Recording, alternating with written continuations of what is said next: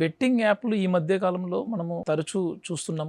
Even కొంతమంది క్లినిక్లలో పేషెంట్స్గా వాళ్ళు బాధితులుగా వస్తున్నారు. ఈ బెట్టింగ్ యాప్ల వల్ల ఫైనాన్షియల్ లాస్ చాలా కామన్గా చూస్తుంటాం. అంటే చిన్న వయసులో, యవ్వన వయసులో, లేకుంటే కొద్దిగా అడల్ట్లు కూడా వీళ్ళలో అప్పుడున్న ఈజీ మనీ, అంటే ఈజీగా మనీని అర్న్ చేయొచ్చు అన్న అడ్వర్టైజ్మెంట్లకి, అన్న ఒక ప్రేరేపితమైన ఒక ఇన్ఫర్మేషన్ తోటి వాళ్ళు కూడా సోషల్ మీడియాలో కానీ, ఫేస్బుక్లో కానీ, ఇన్స్టాగ్రామ్లో కానీ వచ్చే ఈ అడ్వర్టైజ్మెంట్లకి, యూట్యూబ్లో కానీ వీటికి అట్రాక్ట్ అయిపోయి తొందరగా మనం కూడా మనీ వచ్చేస్తుంది, ఒక 5 నిమిషాలు 10 నిమిషాల్లో ఒక 100 రూపాయలు పెట్టేస్తే మనకు ఒక 10,000 లక్ష రూపాయలు వచ్చేస్తాయి అన్న ఒక టెంప్టింగ్ తోటి జనరల్గా వీళ్ళని ఆటల్లోకి ఇన్వాల్వ్ చేయించడం. వీటితోటి క్రమంగా ఎవ్రీ టైంని, ఎవ్రీ 1 అవర్ని, ఎవ్రీ మినిట్ని వాళ్ళు ఎంగేజ్ చేసుకుంటూ వాళ్ళలో ఉన్న ఆల్మోస్ట్ ఆల్ మనీ యొక్క ఇన్వాల్వ్మెంట్ తో పాటు, టైం ఇన్వాల్వ్మెంట్ తో పాటు వాళ్ళ యొక్క మిగతా టైం ఇంపార్టెంట్ గా ఇవ్వాల్సిన వాటిని కూడా నెగ్లెక్ట్ చేసుకుంటూ వీటిపైన స్పెండ్ చేయడం జరుగుతుంది. తీరా ఆ యాప్ తయారు చేసే విధానం ఎలా ఉంటుందంటే, ఇది నువ్వు ఆడే గేమ్ ఏదైతే ఉందో అది 1-to-1 కాదు. అంటే ఒకసారి ఓడిపోతే ఇంకోసారి గెలుస్తాను కాకుండా, అక్కడ యాప్ తయారు చేసే విధానమే వాళ్ళు కమర్షియల్ గా ఒక 1000 మంది బ్రెయిన్స్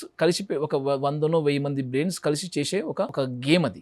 అటువంటి గేమ్లు మనకు వచ్చే ఛాన్సెస్ కూడా వెరీ లిమిటెడ్. వాడు ప్రాక్టికల్ గా పాజిటివ్ రీఇన్ఫోర్స్మెంట్ ప్రకారంగా వాడు ఫస్ట్ స్టార్టింగ్ లో మీతో కొంతవరకు గెలిపించేలాగా చేస్తూ మెల్లగా ఎంగేజ్ చేసుకుంటూ రిపీట్ రాను మేజర్ అమౌంట్ల దగ్గర వాడు లాస్ చేయడం చేస్తూ, దీనివల్ల ఎవెన్చువల్గా 100కు 99 మంది లాస్ట్లోనే బయటకు వచ్చేస్తారు. అంటే అలానే ఆ యాప్ యొక్క స్ట్రక్చర్ అలా ఉంటుంది. అంటే 100 సార్లు అందాజుగా ఆడితే ఒక 99 సార్లు ఓడిపోయడం అన్న స్ట్రక్చర్లో వాళ్ళు ఉంటాయి. సో ఇటువంటి వాళ్ళకి వాళ్ళు ట్రాప్ అయిపోయి ఇటువంటి అడ్వర్టైజ్మెంట్లకి, ఎస్పెషల్లీ వెరీ పాపులర్ ఫిగర్స్, మన సెలబ్రిటీస్, ఐడల్స్, ఇలాంటి వాటిని వాళ్ళు ప్రమోట్ చేయడము, లేకుంటే ఇండైరెక్ట్ గా సర్రోగేట్ యాప్ల్లో వాళ్ళు పార్టిసిపేట్ చేయడము, వీళ్ళు ఎక్కడో సెన్సిటివ్గా ఉన్నవాళ్ళు, లేకుంటే వల్నరబుల్గా ఉన్నవాళ్ళు వీళ్ళు అట్రాక్ట్ అవ్వడం జరుగుతాయి. ఇటువంటి కమర్షియల్ యాడ్స్కి, ఇటువంటి కమర్షియల్ యాప్స్కి, గేమ్స్కి ఇన్వాల్వ్ అవ్వడం వల్ల రాను గేమింగ్ అనేది రియల్ లైఫ్ గేమ్ కాస్త ఈ బెట్టింగ్, గేమింగ్స్ ఇవన్నీ వర్చువల్ లైఫ్ యొక్క టైం స్పెండింగ్, వర్చువల్ యొక్క గేమ్ మనీ ఎర్నింగ్ మెథడ్స్ వీళ్ళు డిపెండ్ అయిపోతారు. సో దీనివల్ల ఇండైరెక్ట్గా స్టూడెంట్గా అయితే వాళ్ళు ఆ రోజు చేయాల్సిన వర్క్ ఏదైతే ఉంటుందో, చదువు కానీ, అకాడమికల్గా వెనకపడడం కానీ, మరీ ముఖ్యంగా పేరెంట్స్ ఎక్కడ చెప్తే వీళ్ళకి ఇబ్బంది అని చెప్పేసి కన్సీల్మెంట్, అంటే హైడ్ చేయడం జరుగుతాయి. లాస్ట్ తీరా ఎప్పుడు బయటకు వస్తారు? తన కనీస అవసరాలు, తన ఫుడ్కి, తన ట్రావెల్కి కూడా వేరే వాళ్ళపైన డిపెండ్ అయ్యేలాగా అంత బెయిల్అవుట్ అయ్యేంత వరకు పరిస్థితి తీసుకొచ్చాక అప్పుడు బయటపడడం జరుగుతుంటుంది. అప్పటికల్లా కొందరు లక్షల్లో, కోట్లలో నష్టపోవడం కూడా చూస్తుంటాం. సో వాళ్ళకు ఆ టైంలో ఫైనాన్షియల్గా ఎటువంటి ప్రాబ్లమ్ సాల్వింగ్ మెథడ్స్ ఉండవు. అటువంటి టైంలో వీళ్ళు డిప్రెషన్ గురైపోవడము, చెప్పలేక వీళ్ళు టెన్షన్, యాంగ్జైటీ గురైపోవడం వల్ల కొందరు సూసైడల్ ఆలోచనలు కూడా చేస్తుంటారు. సూసైడ్ అటెంప్ట్స్ కూడా జరుగుతున్న ఇన్సిడెంట్స్ చూస్తున్నాం. సో ఇంత తీవ్ర ప్రభావము ఆ వ్యక్తి పైన, ఆ వ్యక్తి యొక్క ఫ్యామిలీ పైన డిపెండ్ అయి ఉంటాయి. సో ఈ సిచ్యువేషన్స్లో బెట్టింగ్ యాప్స్కి అట్రాక్ట్ కాకుండా ఉండడమే ఒక మెథడ్. ఫస్ట్ ఆఫ్ ఆల్, ఒకవేళ ఉన్నా కూడా వీలైనంత వరకు వీటి ప్రమోట్ చేయకుండా ఉండాల్సిన రెగ్యులేషన్ ఏజెన్సీస్, తన సోషల్ మీడియా ఏ ఏజెన్సీ అయినా సరే వీటిని రెగ్యులేట్ చేయాల్సిన అవసరం ఎంతైనా ఉంది. మూడో పాయింట్, మన వల్నరబుల్ ఏజ్ ఉన్న వాళ్ళైతే పేరెంట్స్, ఫ్యామిలీ మెంబర్స్ యొక్క కంట్రోల్, సూపర్విజన్, మానిటరింగ్ చాలా ఇంపార్టెంట్.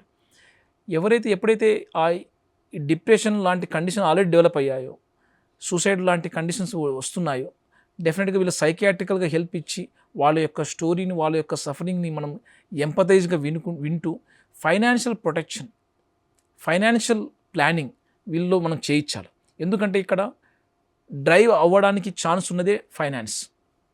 సో ఈ ఫైనాన్స్ యొక్క మేనేజ్మెంట్ చాలా ఇంపార్టెంట్. రెస్పాన్సిబుల్ అడల్ట్స్ తీసుకోవడం చాలా ఇంపార్టెంట్.